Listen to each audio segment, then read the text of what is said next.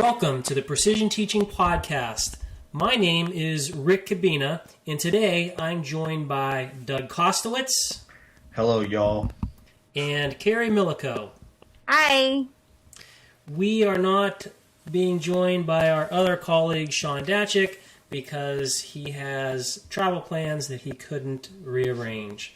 So we'll catch you next month, Sean. On tonight's show, we have a lot to talk about, so let's waste no time and jump right in. And we can start our show by talking about our things that are happening and things that have happened. And something that just happened, which was very nice, was the inaugural 2013 NEFPT, which stands for Northeastern Federation for Precision Teaching Conference. That went down in Pittsburgh. We had a very nice number of people that attended. We had 5 very good sessions. We had lots of networking, lots of conversations. We had good meals before, during, and after the conference. And overall, I would say it was a success. Awesome. What were some of the talks? Well, we had an introduction to precision teaching. We had a talk, a research talk, one that Doug did, where he looked at how teachers can become more positive. So he measured their praise statements, and he looked at negative and positive praise statements. Then we had a group of people who were applying precision teaching to problem behavior, and they showed how precision teaching could be used to chart problem behavior and come up with novel solutions. Then we also had a talk on movement cycles and pinpoints, and we ended the day by a talk about Tiemann and Markle and how their analysis can be used to help grow new behavior. Very cool. And this was a conference that was directed a lot towards teachers and parents, correct? Yes.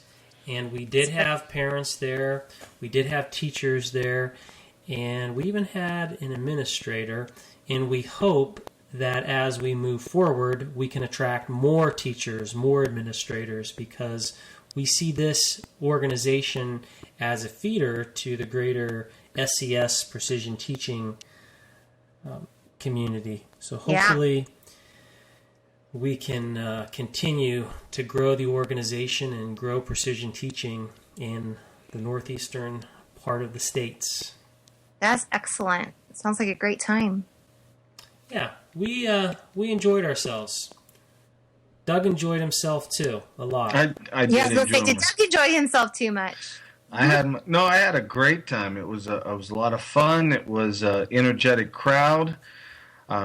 Seemed to be timed perfectly with the heat wave in Pittsburgh, so that was a little uncomfortable. But other than that, the crowd was energetic, attentive, and all rah-rah for PT. Awesome. We don't have any other things that happened PT-wise this past month, but there are other things coming up. We would remind everyone that soon to look out for, we'll probably be generating the conference program, and we'll have registration open for the International Precision Teaching Conference. That will go down in December. And that will be something you all want to pay attention to, and you would all go to if you can. This year's conference is going to be awesome. We could spend half the show talking about this year's conference, but we probably shouldn't do that. Yeah. It's good call. Let's get into our email question. The email question asks, I recently asked our special education director about implementing precision teaching. She said precision teaching was an unconventional approach to helping kids read and do math better. How should I respond? Sharon in Columbus, Ohio. Ooh, me. Well, go take it, Carrie. My first question is unconventional bad? And what's unconventional? Seems like it's a relative definition of how they're using it.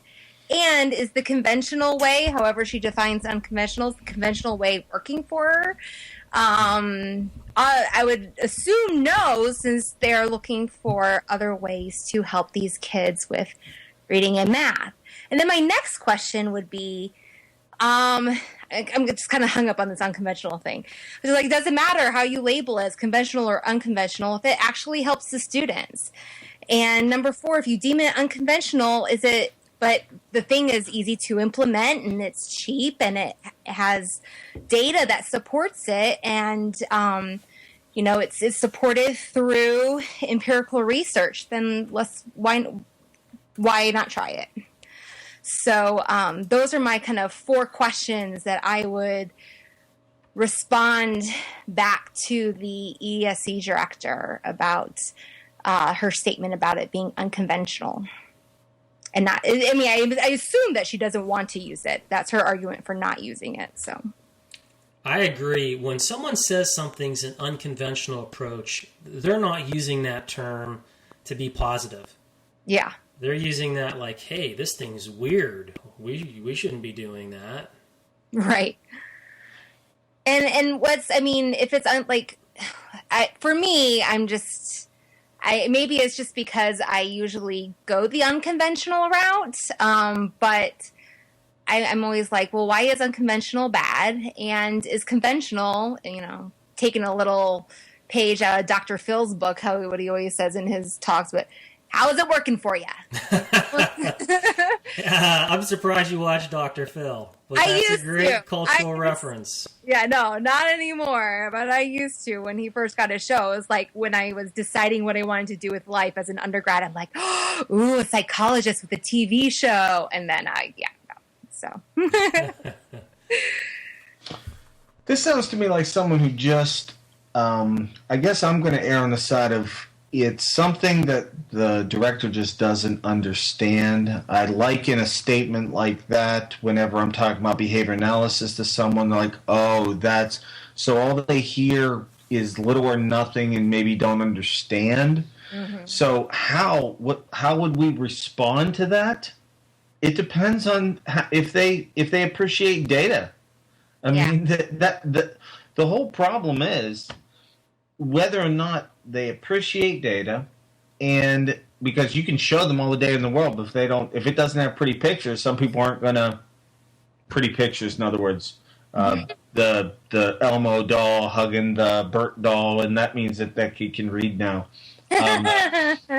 So yeah, it's just, I think it's I don't want to say closed-minded, like we need to be open-minded, because I'd rather them be critically minded, which could be a little closed-minded if there isn't data. But the question is, I just don't think they know. And the route that I would take with that kind of person is to ask some probing questions, find out what they do know, and if there are some misconceptions, gently try to alleviate those or educate that person. Because it doesn't seem to me like that's going to be a quick, give me 3 minutes, I'll prove my point, we're going to implement PT across the nation. That's just not that route. So I would ask, as Carrie mentioned, get some more information, find out where that person stands, what their knowledge base is on that, and then move forward slowly. That's a good strategy. This is a person who's dismissive, and what I might do is I would look at, when most people in leadership positions oftentimes have an idea of the way they want to move forward. I'd find out what's this person's background and what's the special education. Well, I guess it's a woman. So what is she planning on doing, and what has she done in the past? And maybe if you show how precision teaching can be wrapped up with that other thing, then that would be a great way to move forward.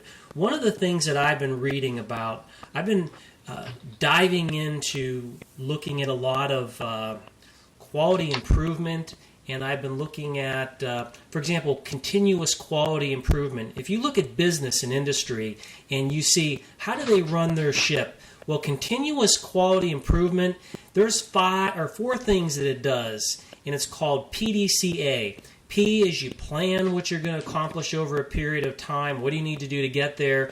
The do part is, hey, go out there, start on a small scale. The C is check the results of what you're doing, see if that goal is achieved. And then the A part talks about acting on that information. When I read about that, I said, you know what? That's exactly what we do in precision teaching. We pinpoint. We come up with whatever this behavior is. Then we record the behavior and we see, hey, what's happening? And then we check the results of whatever the intervention is, and then we act on that information by continuing or making a change. So it struck me that precision teaching is a way to do continuous quality improvement. How can you argue with that? I mean, it's just on so many different levels you could get this into schools, and it might be a way to talk to the special ed director and say, look, I don't know what you mean by unconventional, but this is what this thing does, and this is what it'll do for us. And that kind of information, I mean, all of the things that we're saying could be different avenues that you could pursue. But I'm very pleased to see that, number one, you asked her about doing it, and number two, maybe she has some kind of understanding of precision teaching because she dismissed it, but I don't know. I guess there could be a silver lining in this story, I'm hoping. Good luck. Yes. Thank you for your question.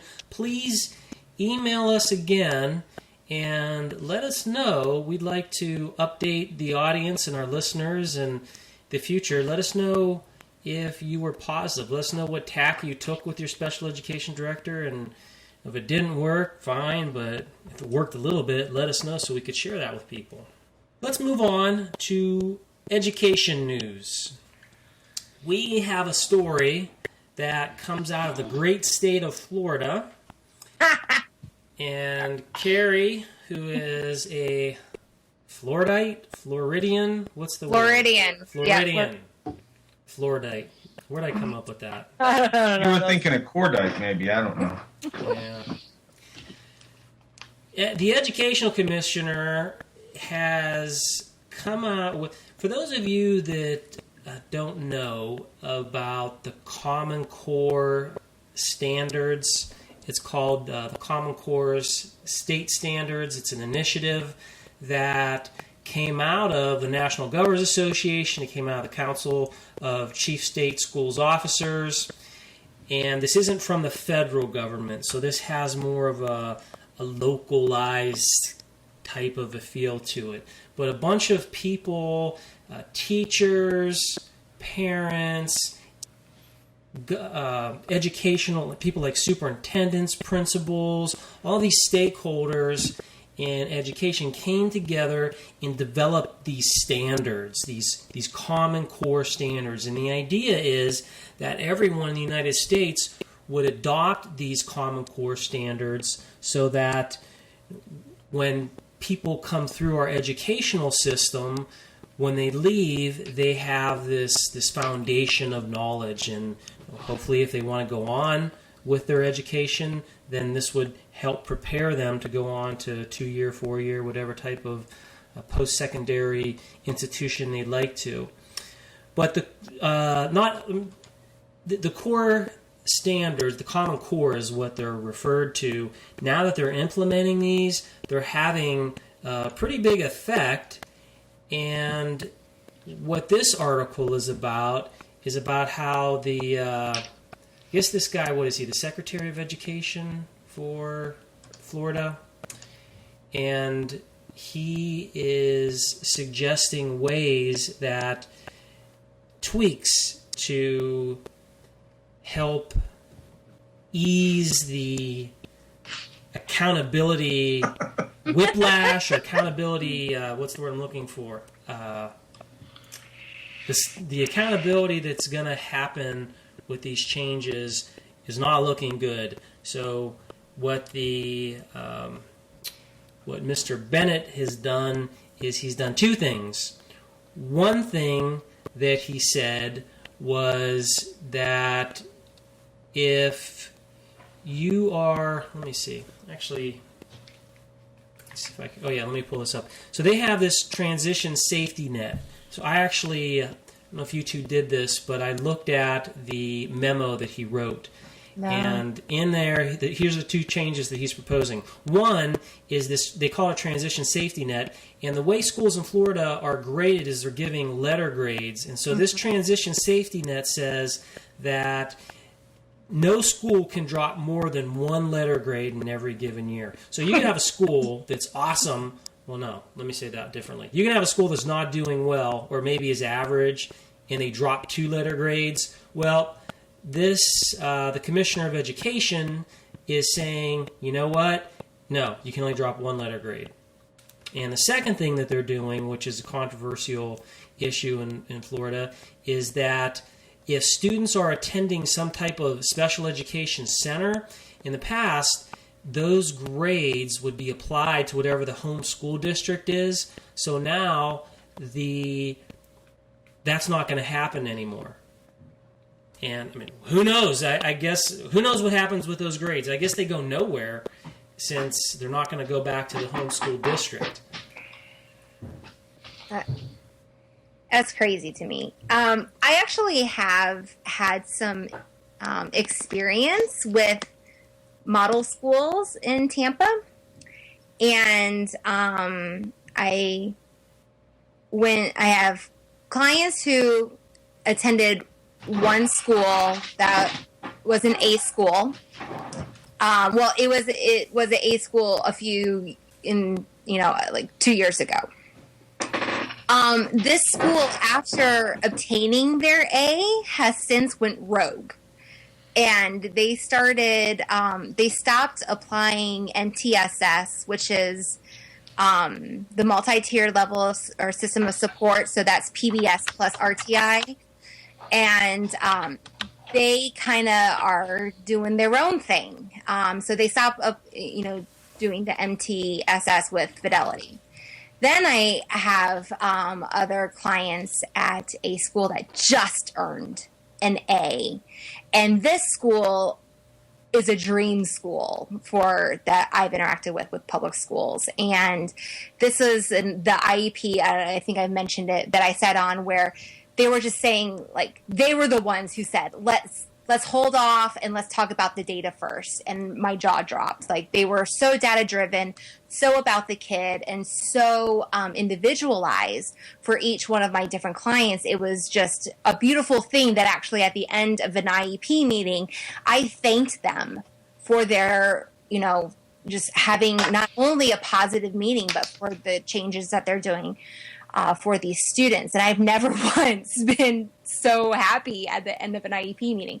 Whereas the other school that was an A school, and I don't know what their, I want to say that, I don't know, it's conjecture on my part if I say what their grade is now. I forget if they were graded recently and it went down, or if they still remained an A. But there was a huge difference from my perspective between those two schools, and their interventions with working with children in special ed, and their consistency, and kind of their perspective with dealing with some special students. And this one school that went rogue, they kind of seems like because they earned the A, they can do whatever they want. And I think that if that means that they go down to a C, then they go down to a C. I mean, I think the safety net is silly. And like you mentioned, it punishes those schools that are working their little tails off to get a better grade. So how does this work in your state? If you're a parent and you see, hey, my local school district got a C, what does that mean to the parent? Do they get pissed and be like, well, I'm going to take my kid to an A school? One, I don't know if parents know. I think there's a lot of parents who don't know the grade of their school.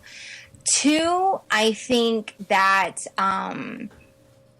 if they do find out about it, they don't know what they can do about it. And I think that, because I actually researched this recently, and it wasn't an exhaustive search, but from what I can tell, the only time that you can talk about placement or actually have some pull with placement of your child is in an IEP setting, or if you use school choice. And school choice is if you have a failing school. So not necessarily that it drops down in a grade, but if the school is failing, then the parent has a power to transfer their child to a better school, but not so much like this was an A and now it's a C. I don't think that C is failing in the eyes of the powers that be. So this whole thing is absolutely ludicrous because the notion here is let's not work with the problem. We spend a lot of time sliding the scale. And so what happens, because they've got the eyeball on the wrong thing. It's the same thing. Kids in schools, in college, are the same way. They don't care what they get as long as they get an A. If you gave everybody an A and they all got 45%, they'd be happy. So all that's coming down to is they're fighting the wrong battle. And until people understand that it's not what grade the school gets, and it's not them moving the scores around, it's if they could just post real kid outcomes, then you can judge a lot better. Now, of course, those would be compiled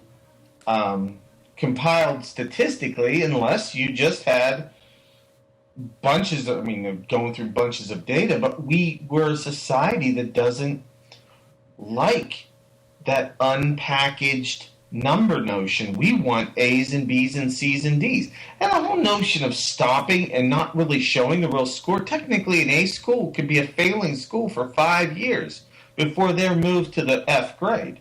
And now given that scenario, I don't know how many do that, but the whole notion is so ludicrous that they're trying to position them well. And we have one person who says, hey, kids are learning. You can bank me on that. Doesn't matter what those scores. What are you talking about? Who are you?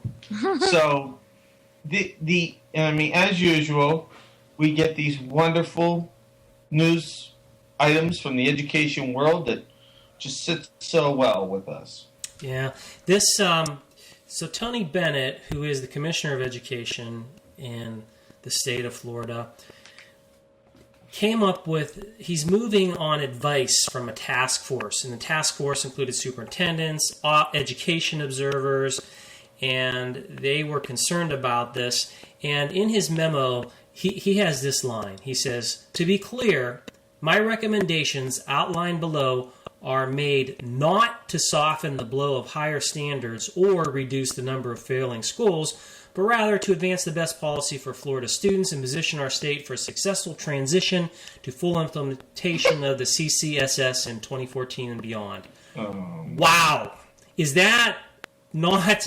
That's crazy. You're like saying... You can't not say what's happening here. I get what he's saying. Okay, the Common Core standards are being put in and we're moving forward, but it sure looks like it's softening the blow. It sure looks like it's going to reduce the number of failing schools. Why would you put this transition safety net in if you weren't concerned about reducing the number of failing schools? Mm-hmm. I don't think he'd put a transition thing in like you were an F and you did a wonderful job and moved up to an A. But you know what? That A may be an outlier, so we're only going to move you up to a D. Right. Well, the next year, yep, you earned an A, but you know what? We're only going to move you up to a C. What? You know what he should do? He should have put into his plan, hey, schools, if you do this, you can earn bonus points so you can move up to the better grade. Mm-hmm. Oh, jeez. Yeah. Well. Frustrating. It is, and it's, I suppose... It's Florida for you. Let me just say. You know what? It's not just Florida in a nutshell. It's not Florida. It's not just Florida. This everybody in this country is scrambling to make things look better than they are. Yeah. Well, apparently, though, in the state of Florida, these letter grades must have some cachet. Otherwise, the Florida, the Commissioner of Education wouldn't be doing this. So they must have some power. At least some monetary incentive here and some, advancements in careers if your school gets an A, and it is a big deal. Well, Mr. Bennett, the Commissioner of Education, we have a solution for you. It's called precision teaching. And we would like to help you fix many of your schools. And as I stated earlier, precision teaching being done on a school-wide basis would certainly increase the number of accountability for every single student that you have in your school. This is what precision teaching could do. So hopefully, maybe in the future we will have someone that adopts precision teaching statewide. That'd be very cool. It's been done in the past, and maybe it can be done again in the future. Okay, let's move on to our science news.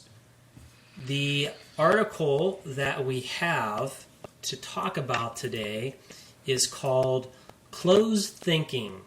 Without scientific competition and open debate, much psychology research goes nowhere. This article, although it's about psychology, I think it'd be fair to say that you could generalize this to the social sciences, education included. Mm-hmm. Oh, definitely. This first paragraph, I love it because this is how I believe science should be done. They say that in its idealized form, science resembles a championship boxing match. Theories square off, each vying for the gold belt engraved with truth. Under the stern eyes of a host of referees, one theory triumphs by best explaining available evidence until the next bout. That's science. You have, and this can be done in a civilized manner. The other thing that I don't think people understand is science is all about debate. It's all about saying what's the best stuff we have out there and questioning it. Some people do. When you don't embrace science properly, you get a little bit defensive when someone starts trying to shoot down holes in your theory or holes in whatever you're doing. But I love that. That's what I love about science. I am interested in behavior analysis when it comes to understanding behavior, and I would love it if people try to shoot down our evidence. But what most people do in behavior analysis is they just dismiss it because they can't shoot down the evidence. Same thing with precision teaching. We have this chart. We make decisions from it. It would be great if someone actually said, hey, what's not working about this? And here's the evidence that shows it's not working. But most of the time what you get are these complaints. Oh, well, I don't like doing it because it's hard. I can't see the data, blah, blah, blah. It's such an unconventional approach. Yeah. Well said, Doug. So this article is talking about how in science, this is just not happening, or in psychology. In psychology, the way science works in other disciplines, where theories are squaring off and they're going against one another, that's just not happening in psychology. Yeah, you can liken this. If you look at physics, string theory's out there. It's a way to think about things in particle physics.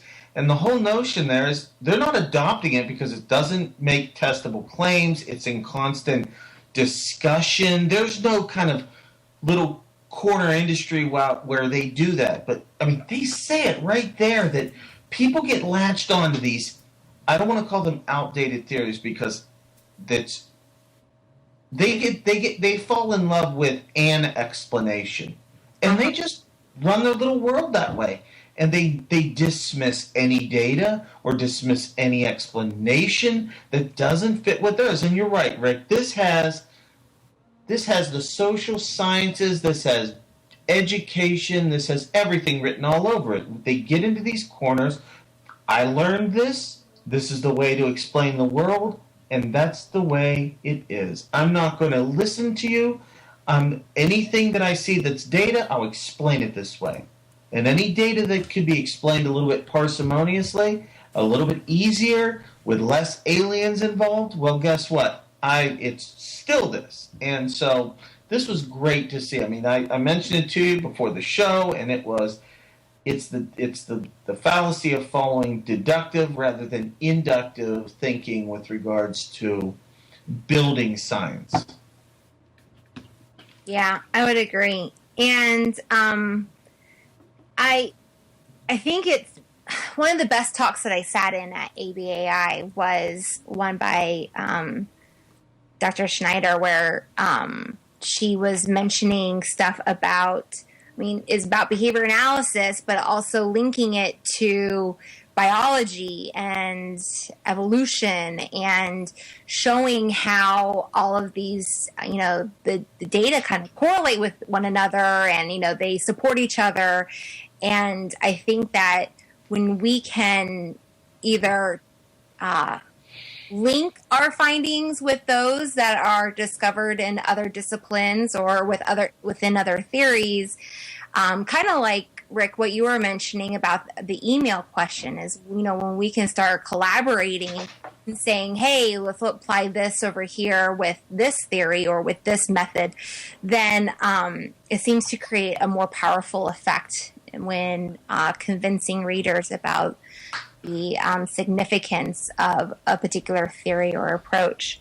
But one thing that kind of annoyed me, and just mildly, about the article was that and I can't find the paragraph now to refer it to you, but it's when they were giving an example about a study that was conducted, and then they say, but they didn't ask about this, and that, and this, and the results of the study. And how many times have you, when you're conducting research, you think it's going to go one way, but then the data totally go a different way. And so it comes out being a different study than sometimes when you start off, and questions arise at the end that you would have never thought to ask at the beginning. So, while I applaud the efforts of the authors to be like, yes, let's explore things at a more in-depth level and let's see how it applies to other theories or bring in other theories, when we're making our interpretations. Sometimes when you're creating a line of research, or at least beginning a line of research, those questions don't arise until after the data are collected. And so then that's what, further investigation is for. That's why people develop lines of research. I want to actually agree with something you said, but I'm going to disagree with you on something as well, Carrie. One that I'll agree with is you hit science on the head. Every question you answer or get close to answering should raise about 5 new questions. And when the answers come and there's no more questions coming, then you have to consider, well, really, am I doing science, or am I just answer my own question? Yeah, did I already have the answer to my question? Mm-hmm. And I'm just going to fill it in at the end. And the one that I'm going to disagree with you on is that I understand what you're talking about with collaborating, but there are such divergent ways of thinking, divergent looks at the world, that there are some that are just, they don't have any data to support them. And to collaborate with them because they have no data. Okay. Yeah. Okay, well then I will then I don't disagree with you. I will amend it. I'll allow you to amend your statement, because the way you said it was, just because there's something out there doesn't mean you have to collaborate with it. Right. No, agree. So, okay. And then also at the end of the article, I thought that they were kind of confusing the construct from the thing observed. And so they would always be talking about, so their example here was, it began with an R. But, representativeness. And that's a construct. That's a thing. That's like a word that is used to describe something that, and obviously they had, these people defined it this way, and then these people defined it as something totally different. And I think that, it's separating the name of the thing versus the thing that was actually observed. And Doug, like what you were saying about the school grades, I think that this kind of it plays into that same argument and saying, well, let's stop giving them a grade or start, who cares about the name of this thing? What is it that you actually observed? What are the students' data actually look like? And so I think that, their comment about the inconsistency of using these particular words. Okay, yeah, I mean, really, I don't care what you call it. You can call it gobbledygook, just as long as I know what the behavior is and what was actually observed in the natural environment and what the data were. You can give a name to it no matter what. So I thought that they were getting that kind of... Which I think most psychologists would do Yes, well to pay exactly. attention to behavior rather than worry about that next, second, third thing away and They call treat it something. Exactly. They treat the So- construct as an actual thing, an actual entity. And that's psychology and social sciences. And that's why we as behavioral scientists like to step back and separate ourselves from that. And we like to align ourselves with more natural sciences. Mm-hmm. I sometimes cringe when I'll be riding in my car, I'll be listening to NPR, or I'll be on satellite radio and it'll be CNN or Fox News, or just flipping the channels, listening to the different news organizations. And when they talk about these psychological finds, I'll cringe because like the story that you were talking about earlier, they did a study where they had people come into a room and they would read them words, and some of the words that people would get would be words that would be associated with being older, like Florida, wrinkle, and that was what they gave in here. And then what they did is they timed these people when they walked down the hall, and they found that the people who were given those lists of words that were sprinkled in walked slower than the older people.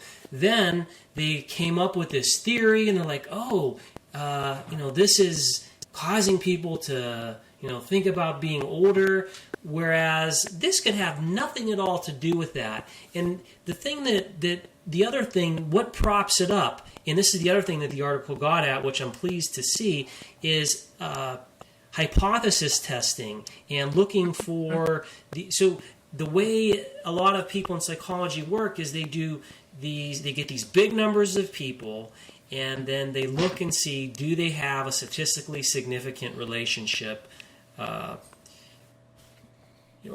are their findings not the result of chance? That's all that says. And this is how they present their science. And if they have a big enough number and it makes a national news media, then everybody believes this thing, which is really just, how reliable is that as a phenomenon?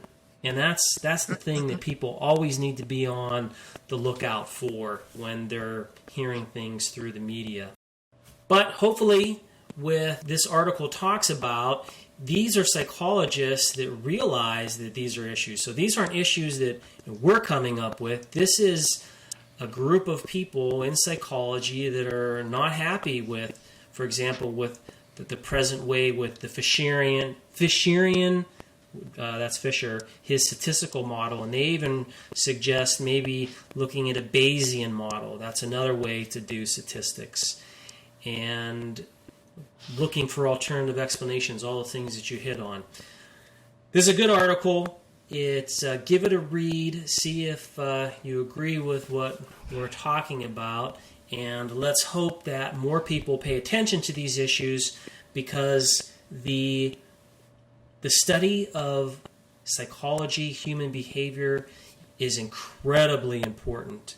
And if we continue to, as a majority of people in the field, are generating trivial findings and findings that aren't even part of nature, then that's a problem for us. And if we want to help shape our society, if we want to attack many of the problems, racism, overeating, people that have psychological disorders, all of those things that are part of psychology, if we can't get our house in order, then those people will continue to suffer. Let's move on to our interview.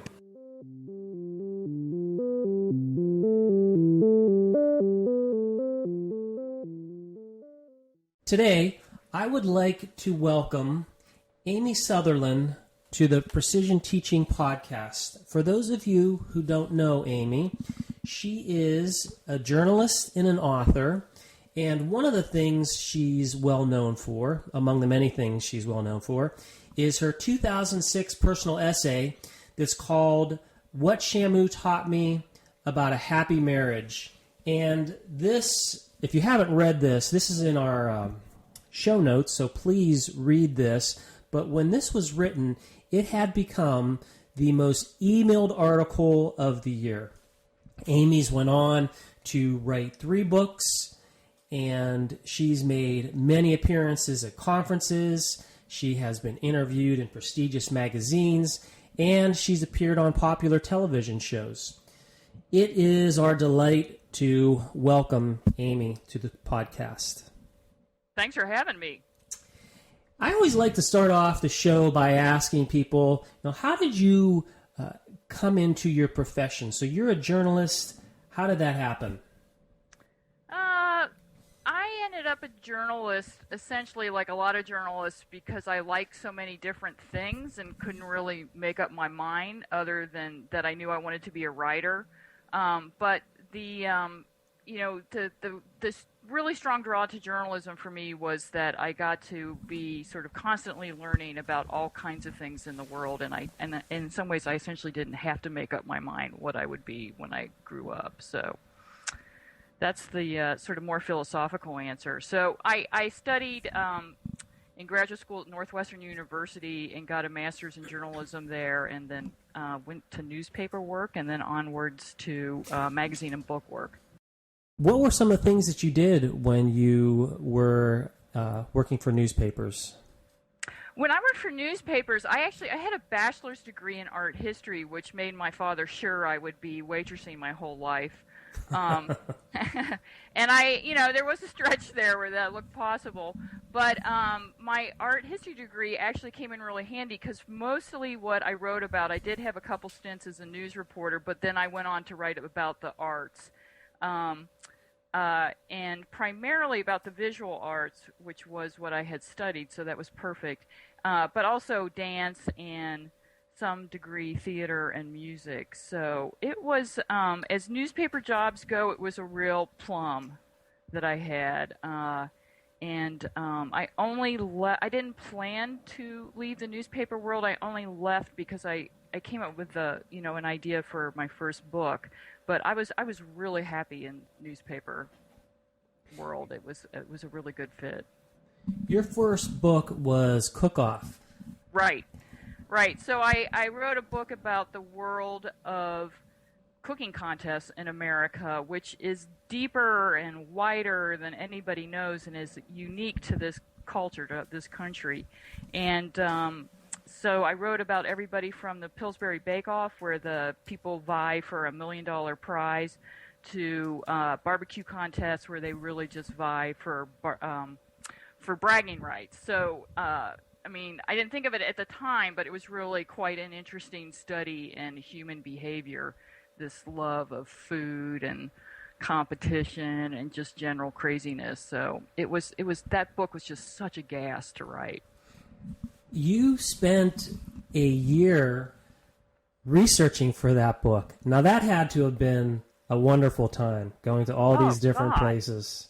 Yeah, I mean, when I conceived that book, I sort of hadn't foreseen what a kind of like American travelogue it would be, like all the places I would go.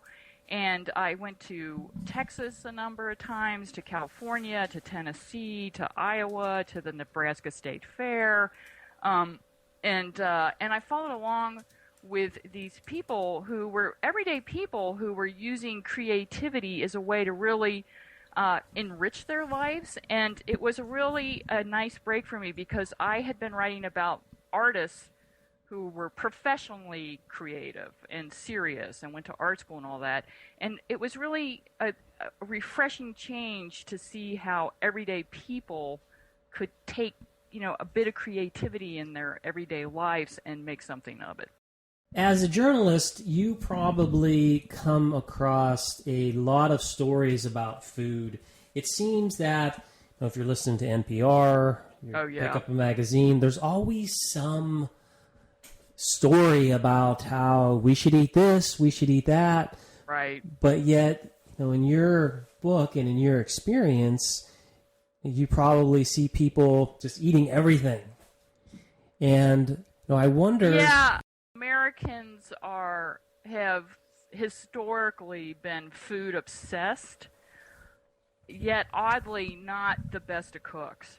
We're a really strange combination.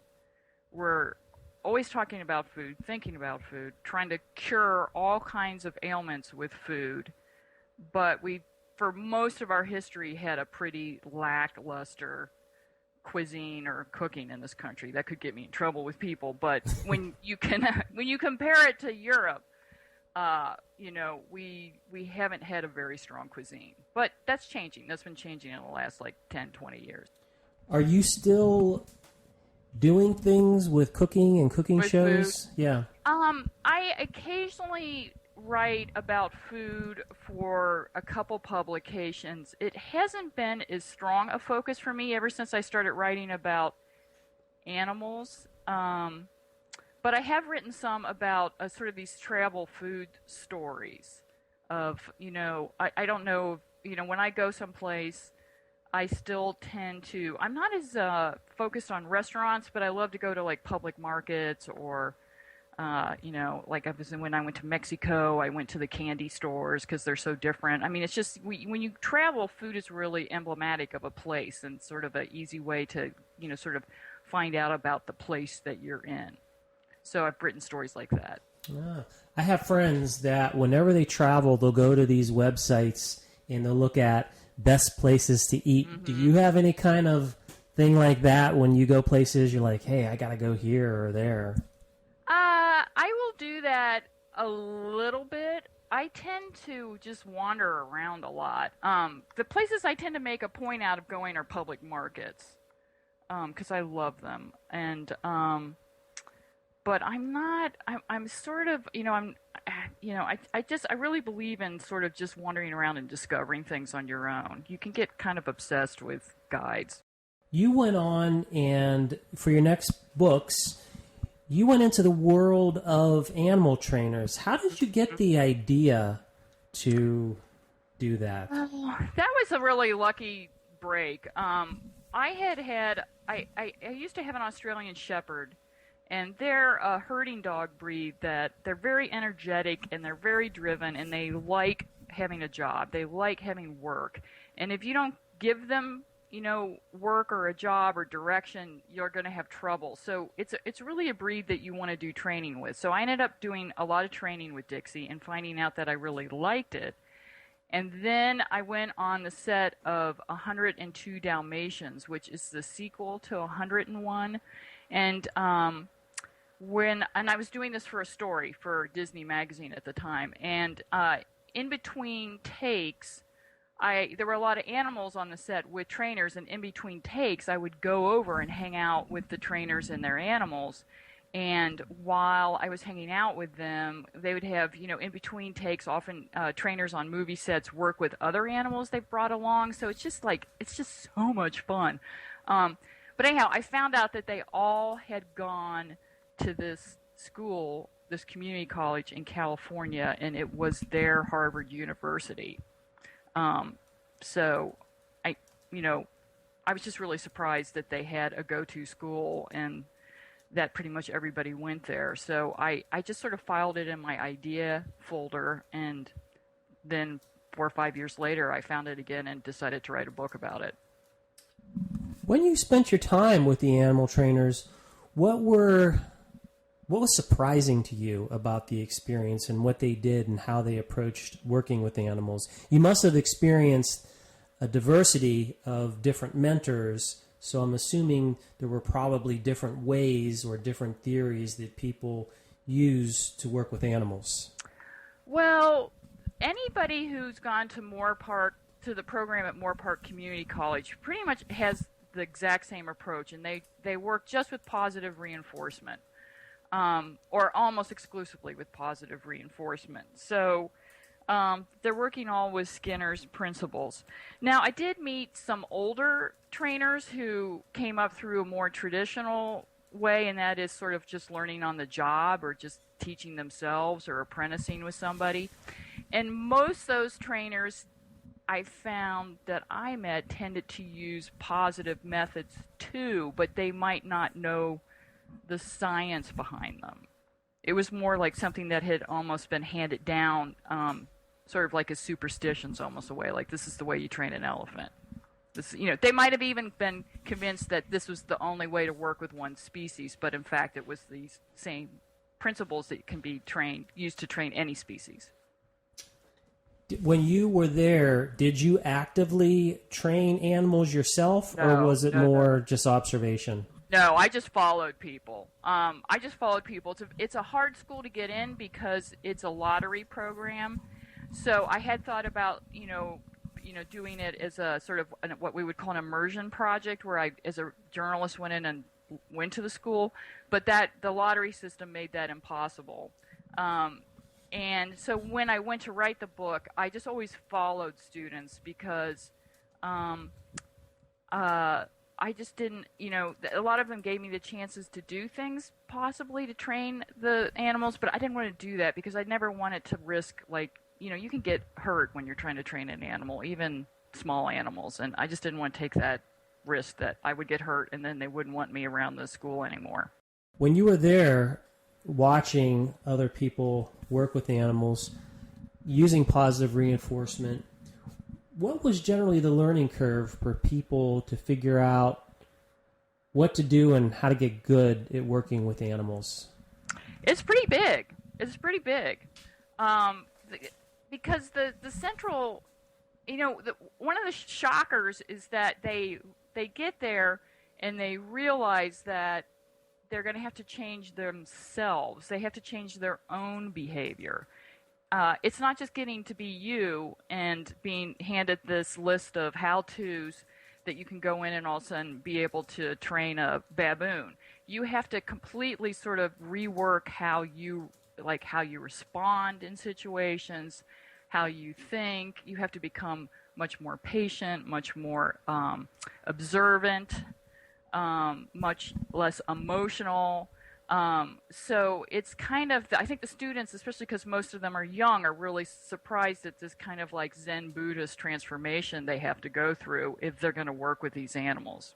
What you described is very classic in our field of behavior analysis. When we work with parents and teachers, that's a hard message to deliver, that the person that needs to change is you. Right. And then that effect will have on the child. And that is something, that revelation must have led you to compose your famous article and then later your book. Well, yeah, because, the animals, learning to train animals, especially exotic animals, it becomes this kind of improvement program without your meaning to do it. You know, it's not like those students came in and said, I want to be a better person. They came in and said, I want to train baboons, and it just so happens they have to become a better person to do that. So I found that really fascinating, that to be able to do this kind of magical, quirky skill, that you would have to become a massively improved person. And in some ways it was, you know, a really strong, they had such a strong enticement. I mean, when we work with each other, human beings, it's not that we don't want to be better people, but it just doesn't have quite the same reward as, like, you can walk with this baboon if you're a better person. I don't know, maybe it's just me, but I would do most anything to be able to walk around with a baboon. No, I hear you. It's I recently spent time at a chicken camp, which was by Terry Ryan, and it was all about training chickens. And it was just, it's very liberating to be able to, you know, get that animal to do things. And you know they're doing it because of you're better at what you're doing. I think there's just something just fundamentally, deeply satisfying in this mysterious way to be able to communicate with another species. Whatever the species is, you know, a chicken. I don't know, it speaks to this sort of like being part of the great web of life, not to get too philosophical, but you just sort of feel like this vibration that you're in the whole natural world finally. I can appreciate that. In fact, I love the title of your book because it's what Shamu taught me about life, love, and marriage. I mean, those are very human things, and you know, thinking about life, we are connected. We are part of nature, and when you can embrace that fact, then understanding behavior isn't this mysterious process. Right, exactly. And with that information, you know, it helps us live a better life. It helps us get along better with people. I also found that, like, another part of my brain lit up after I started doing this and thinking that way. Like, this part of my brain that maybe had always been somewhat atrophied because I just never called upon it. And I find that with using these principles with humans, but I especially found it with using these principles with animals because when you are training an animal, you are in a nonverbal world. And, you know, humans rely so heavily on speech, and it's such a, in some ways, hindrance to us. But you can't have that hindrance when you work with an animal. When you were observing the animals and the people working with the animals, how did they figure out what the reinforcers were for those animals? Well, that was always interesting because it went species by species, you know, because not all species like the same kind of food. Mostly the reinforcers were food, but, you know, just like all people are different, all animals are individual personalities. So sometimes the reinforcers would also respond to who that animal was personally. I'm trying to think of an example. And in many cases, some of these animals liked training so much that the training, just the working, became a reinforcer. But I did just remember one. There was this oh God, I can't think of what kind of pig he was, like a Yucatan pig. He was a huge black pig named Baxter. And he loved being on stage so much because they would give education programs to area grade schools. Baxter loved being on stage so much that somebody had to hold on to him and make sure he didn't get loose because he would run out on stage from backstage any chance he got. So here's a stage hog, so to speak. But that was this pig's individual personality. That's great. I know.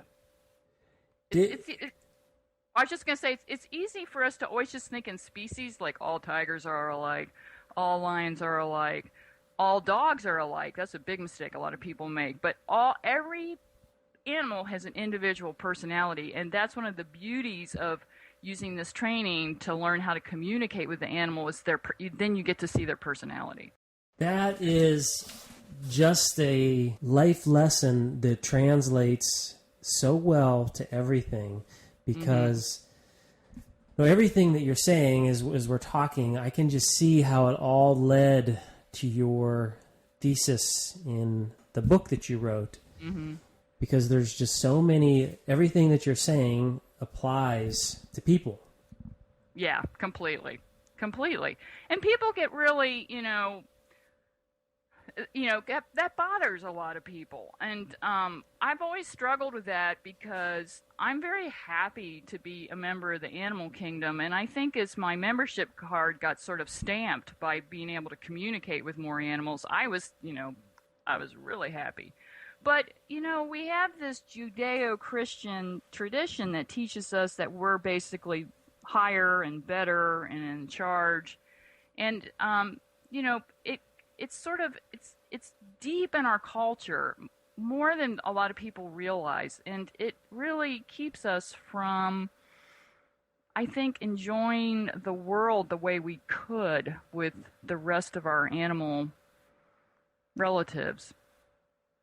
And it keeps us from maybe, even communicating with ourselves. That's a profound insight. I read a lot of different science authors. One of my favorites is Richard Dawkins, and he wrote a book called Unweaving the Rainbow.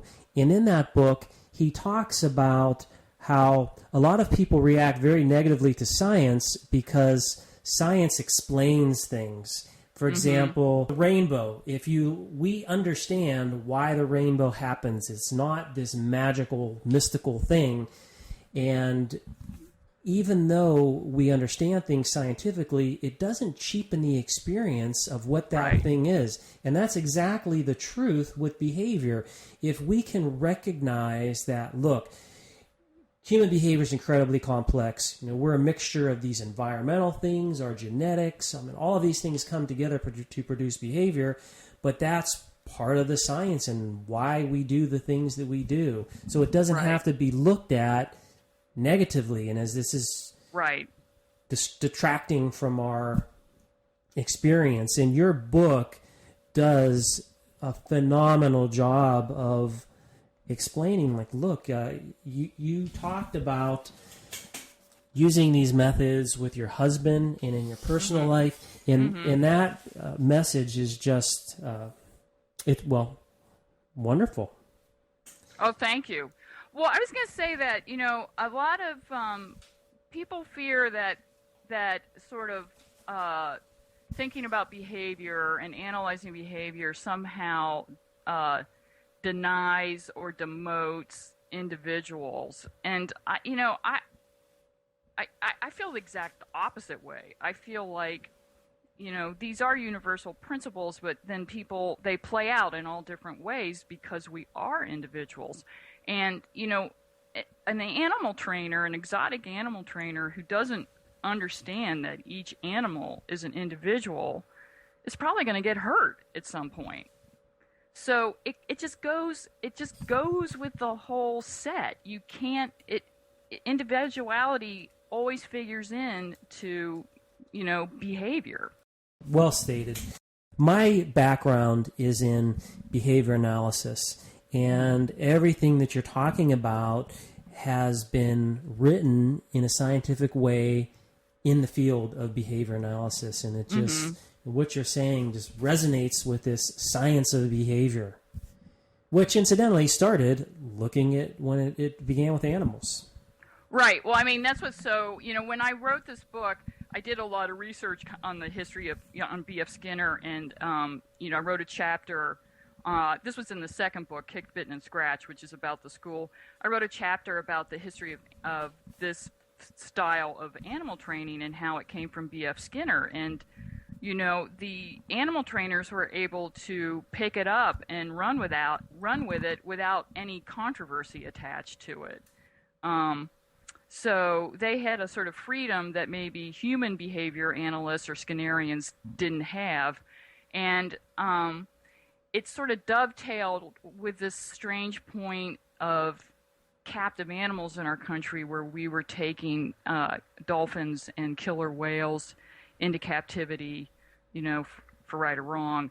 But that if trainers are going to work with these animals, they couldn't use any of the sort of punishing traditional techniques of the past. And so this new science is what made it possible for them to work with dolphins and killer whales specifically. That is impressive when you go down to SeaWorld and see how they have these animals that, how much does a killer whale weigh? Oh, I don't know. Like a small car. Yeah, pretty much. I work, I volunteer at the animal shelter here, and because I just felt like that I had learned so much about training that I ought to put it to the service of something helpful. And so I train dogs at the shelter. And I also take calls from the public on a helpline. And people are always asking me about if they should dominate their dogs more. And I always say, if they can train killer whales without dominance, seems like we can do it with St. Bernards. What is this obsession that we have with punishment? I don't know. It's just the way humans swing. It's always the way they're going to want to go easily is with punishment. And I think because it's partially punishment is really reinforcing to the person who doles out the punishment. I mean, it's this release of anxiety or pressure, and it also sort of puts you in a dominant role. So I think that's what's behind it, but we logically don't acknowledge that. Mm-hmm. And it works. It seems to work. Yeah, it seems to work. It works in the short term. Yeah, most of the time. I mean, that's the thing is with animals, it can really backfire on you. So it's when you work with animals, there's much clearer evidence to see that it doesn't work. So that may be, definitely an advantage animal trainers have over like behavior analysts or anybody trying to convince humans to lay off on the punishment. With your book with the Shamu book, how would you describe the main thesis of that book? I think that, to really boil it down, it's that behavior and reinforcement makes the world go round. And if you understand that you can start to communicate with other people in a whole new way. We're so speech dependent. We think that we can explain our way out of everything or into everything. But when you start to sort of see that behavior is this whole other means of communication, and that you can sort of learn to read it as communication and also use your own behavior as communication, it opens up a whole nother way for you to relate to other people. What was the most rewarding experience about writing your book? I'm guessing that you probably you've been in the public media, but I'm assuming you've probably also gotten a lot of feedback from readers and people you've met. Well, it's always really satisfying to get emails from people or hear from people that really, that the book meant a lot to, and that it struck a strong chord with them, and that they spoke the same language. It was also, as a writer, it was really fun and challenging to write a book that was basically helpful, but was in many ways a fairy tale, I thought. Because this stuff is just like so good, it's like magic. So I felt like I was writing a book about real magic. Has there been negative reaction to your book?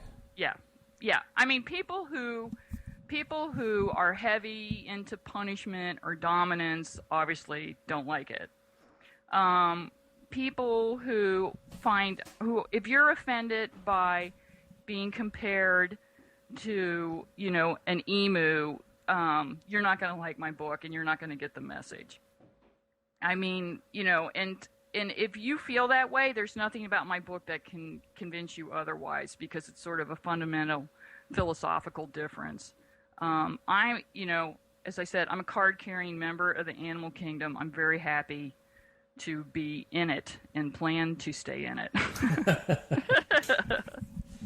Well, what's next for you? Are you going to continue working in the animal world?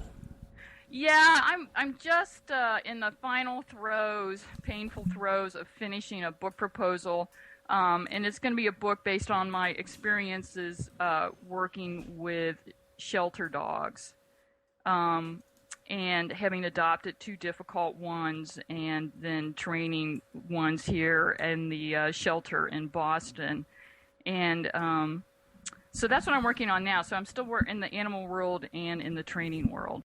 A more common species. And, I got to say, of all the animals, dogs really take it on the chin with our use of punishment and dominance, and anything I can do to curtail that or get people to think another way is worth doing. Mm-hmm. Amen. Yeah. We are towards the end of our interview. Are there any questions that I should have asked you, or is there anything that you'd like to relate to the audience that we might not have spoke of? Boy, I can't think of it. We've covered a lot of ground. We have. Yeah, I know. I think we're good. Well, let me thank you so much for all of the work that you've done on behalf of animals and getting this word out. And let me also say to all of the audience members, the Shamu book is a delightful read. This can be read in a day.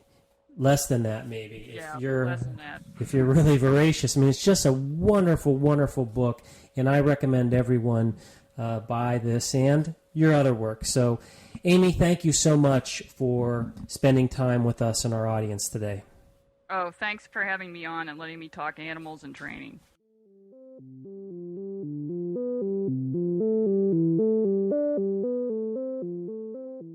As usual, that was a fabulous interview.